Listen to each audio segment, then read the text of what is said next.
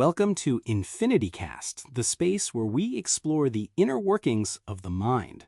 I'm your host, June Halden. Today, we're diving into a feeling we all know, and most of us try to avoid at all costs: boredom. But what if we've been looking at it all wrong? What if instead of being a sign of failure, boredom is actually the secret to our creativity? Here with me to unpack this is my co-host, Rhett Azure. Welcome, Rhett. Thanks, June. It's a fascinating topic because we're almost conditioned to fear boredom the second we have a spare moment. In a line waiting for a friend, we pull out our phones. We fill every single empty space with content, with noise, with distraction. Exactly. It's become this modern sin, hasn't it? If you're bored, you must not be productive enough or interesting enough.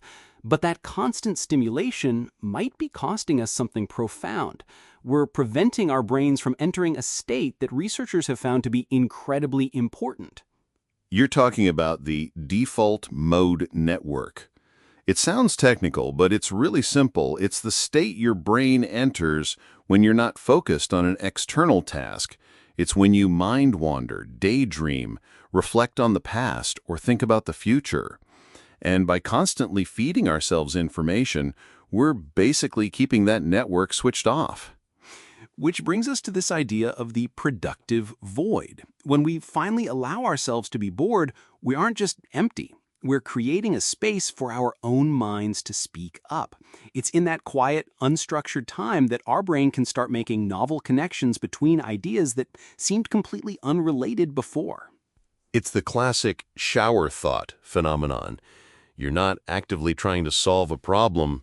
You're just standing there, mind-wandering, and suddenly, bam, the solution appears. That's the default mode network doing its job. It's sifting through your knowledge, your memories, and connecting the dots in the background. Boredom is the invitation for that process to begin.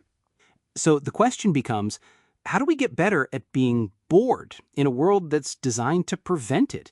It feels uncomfortable at first. It really does. It's a muscle we haven't exercised. But you can start small. It's not about sitting in an empty white room for hours. It's about intentionally creating small pockets of nothingness. Maybe it's washing the dishes without a podcast on, or going for a walk and leaving your headphones at home. Just letting your mind go where it wants to go without directing it. I find just looking out a window for 5 minutes can be surprisingly difficult, but also incredibly restorative. You're giving yourself permission to not be on all the time. Precisely. It's about letting your thoughts drift. You might find your mind solving a work problem, or you might remember a fond memory, or you might invent a completely new idea from scratch. The point is, you're letting your own mind provide the stimulation, not an external device. So the takeaway here seems to be that boredom isn't an absence of activity, but the presence of opportunity. It's a quiet, fertile ground where the seeds of our best ideas can sprout. A productive void.